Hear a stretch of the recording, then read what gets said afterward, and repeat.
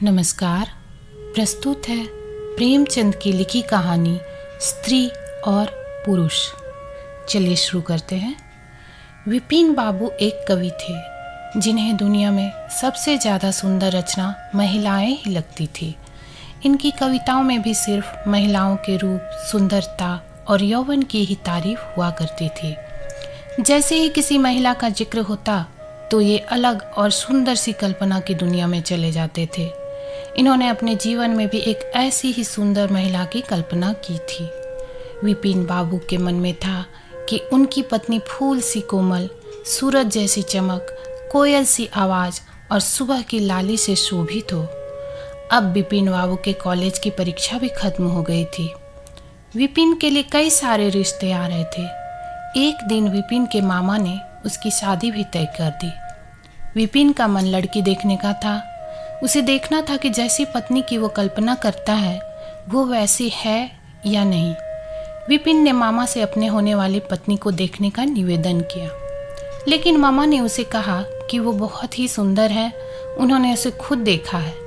मामा की बातों पर भरोसा करके विपिन ने शादी के लिए हाँ कर दी। शादी का दिन भी आ गया। मंडप के पास बैठा विपिन अपनी पत्नी को देखने के लिए उतावला था। होने वाली पत्नी को उसने गहनों से सजा हुआ देखा। चेहरे पर घूंघट, हाथों और पैरों की सुंदर उंगलियां देखकर उसके मन को थोड़ी राहत मिली। दूसरे दिन विदाई के बाद जैसे ही डोली विपिन के घर पहुंची तो वो तुरंत अपनी पत्नी को देखने के लिए दौड़ा। तब उसकी पत्नी पालकी से बाहर घूंघट उठाकर देख रही थी। जैसे ही विपिन की निगाहें उस पर पड़ी उसे बहुत दुख हुआ। विपिन ने जैसे अपनी पत्नी के सपने देखे थे वो बिल्कुल भी वैसी नहीं थी। चौड़ा सा मुंह, चपटी नाक, फूले से गाल विपिन को बिल्कुल पसंद नहीं आए। रंग भले ही उजला था लेकिन उसके अलावा विपिन के सपनों की दुल्हन से वो एकदम अलग थी। विपिन की सारी खुशी गम हो गई। उसे मामा पर काफ़ी गुस्सा आया जिन्होंने लड़की की तारीफों के पुल बांधे थे। सबसे पहले उसने मामा से लड़ाई की, उसके बाद ससुराल वालों से और फिर अपने घर वालों से। विपिन के मन में हुआ कि इस महिला के साथ किस तरह से पूरा जीवन बिताऊंगा। इसके साथ पूरा जीवन मुझे कांटों भरा लगेगा। मैं सोच भी नहीं सकता कि ऐसी महिला से मेरी शादी हो गई है। मेरे क्या ख्वाब थे और क्या हो गया। भगवान को मेरे साथ ही ऐसा करना था। फिर उसके मन में हुआ कि शादी मैंने ज़बरदस्ती तो की नहीं थी। अब उस लड़की को क्या पता था कि पत्नी को लेकर मेरे क्या सपने थे। इसमें इसका क्या दोष है। इस सोच के बाद भी विपिन का दिल उसे स्वीकार करने को तैयार नहीं था। वो घंटों श्रृंगार करती थी, अपने बाल संवारती थी, लेकिन विपिन के मन को बिल्कुल भी नहीं भाती। विपिन हरदम उससे दूर भागता था और उसकी पत्नी पूरे भाव के साथ उसकी सेवा करना चाहती थी। होते होते विपिन घर में पल भर भी नहीं टिकता था। जब भी विपिन की पत्नी आशा उससे कुछ बात करने की कोशिश करती वो उसे दो खरी खोटी सुना देता। विपिन रोज़ दोस्तों के साथ बाहर जाता और पत्नी घर में उसका इंतज़ार करती रह जाती।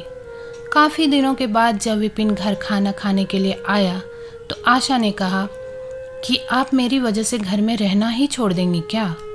विपिन ने मुंह मोड़ते हुए जवाब दिया, घर में ही तो रहता हूँ, बस आजकल नौकरी ढूंढने के लिए ज़्यादा दौड़ भाग करनी पड़ रही है।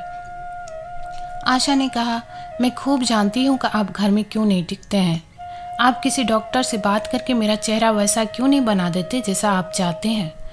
विपिन से चिढ़ते हुए कहा, क्यों तुम बेवजह फिजूल की बातें कर रही हो। तुम्हें यहाँ आने के लिए किसने कहा। उसकी पत्नी ने पूछा, जब आपको किसी चीज़ से परेशानी है तो उसका इलाज भी करना होगा ना। विपिन बोला, भगवान जिस काम को नहीं कर पाया उसे मैं कैसे कर दूंगा।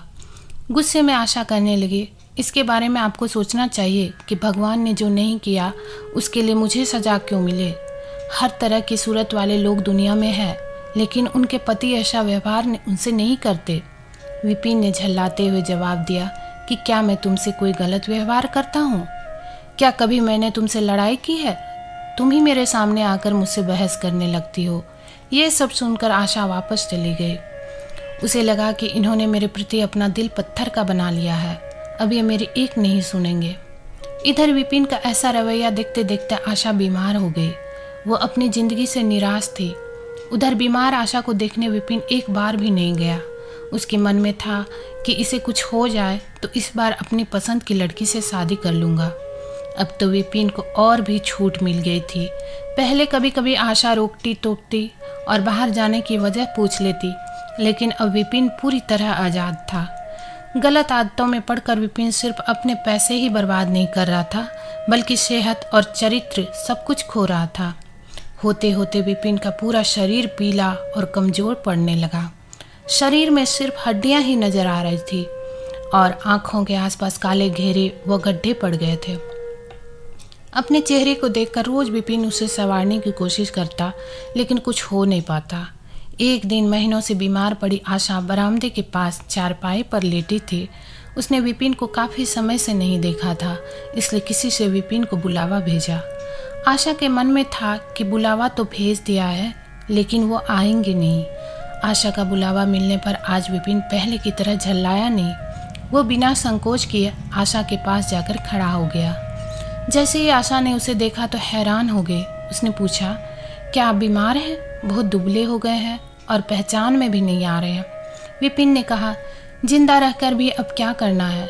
आशा ने नाराज होते हुए विपिन का हाथ पकड़कर चारपाई पर बैठा दिया और बोली, दवाई क्यों नहीं करते?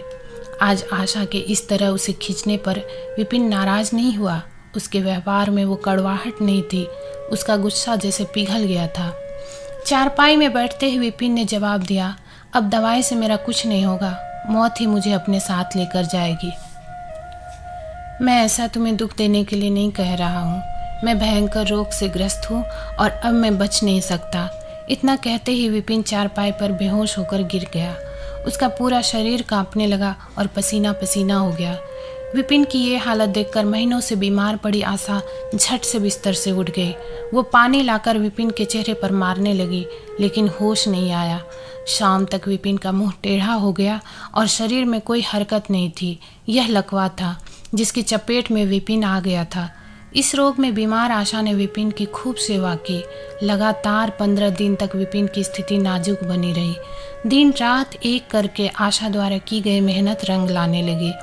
विपिन की हालत कुछ संभली, लेकिन अभी भी आशा अपनी गोद में सुलाकर ही विपिन को दवाई पिलाती और खाना खिलाती थी। इन सब में वो अपनी तबीयत को जैसे भूल ही गई थी। शरीर बुखार से तपता था, लेकिन उसे विपिन की स्थिति के सामने खुद की सेहत कुछ भी नहीं लगती थी। अब विपिन के दोनों पैरों में थोड़ी ताकत आने लगी थी। होते होते 4-5 महीने में वो अपने पैरों पर खड़ा होने लगा, लेकिन उसका मुंह टेढ़े का टेढ़ा ही रहा। उसके चेहरे पर पहले जैसी रौनक भी नहीं रही। एक दिन अपना चेहरा शीशे में देखने के बाद विपिन ने कहा कि मुझे भगवान ने अपने किए की सज़ा दी है। आशा, मैंने तुम्हें सुंदर नहीं माना और आज देखो मैं कितना कुरूप हो गया हूँ। अब तुम भी मेरे साथ वैसा ही व्यवहार करो जैसा मैं तुम्हारे साथ किया करता था। आशा ने हंसते हुए पति से कहा, आप मेरी आंखों से देखेंगे तो पता चलेगा कि आप में कोई अंतर नहीं आया है। आप पहले जैसे थे अब भी वैसे ही है। विपिन बोला, अच्छा, बंदर जैसा मुंह दिख रहा है और तुम कहती हो कोई अंतर नहीं आया है। तुम्हें मालूम है ना, भगवान ने मुझे मेरी करनी की सज़ा दी है। सबने खूब जतन किए, लेकिन विपिन का मुंह सीधा नहीं हो पाया। पति के पैर पर खड़े के कुछ समय बाद ही आशा ने घर में पूजा रखी, क्योंकि उसने भगवान से विपिन के लिए मन्नत मांगी थी। पूरे मोहल्ले के लोग विपिन के घर में जमा थे। भजन संगीत चल रहा था। तभी आशा की एक दोस्त ने उससे पूछा, अब तो तुझे अपने पति का चेहरा देखने की इच्छा नहीं होती होगी, कैसा टेढ़ा हो गया है मुंह। गंभीर आवाज़ में आशा बोली, मुझे तो कुछ फर्क नज़र नहीं आता है। उसकी दोस्त ने पलट कर कहा, चल झूठी, ऐसा थोड़ी होता है, बातें मत मना ज़्यादा। फिर आशा कहने लगी, सच कह रही हूँ, मुझे उनकी आत्मा मिली है जो उनके रूप से बढ़कर है और मैं हमेशा उनकी आत्मा को ही देखती हूँ। विपिन कमरे में दोस्त के साथ बैठा था। तभी उसके एक दोस्त ने बरामदे की तरफ खुलने वाली खिड़की खोल दी। उसने विपिन से कहा, आज तो यहाँ कई खूबसूरत लड़की है, बता तुझे कौन सी अच्छी लग रही है।